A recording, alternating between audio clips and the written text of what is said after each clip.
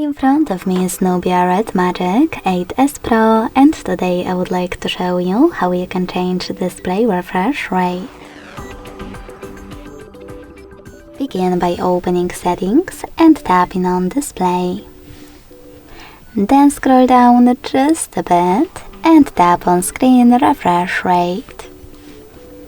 Following that, apply the best option for you by clicking on it and go back.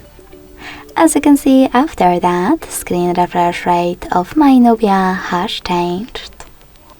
If you want to, you can also go into tab menu, look for the refresh rate shortcut and click on it. Then pick one of those options by clicking on the chosen one. When you finished, just click on this blurry area. Thanks so much for watching. If you enjoyed this video, leave a like, comment and subscribe. Bye!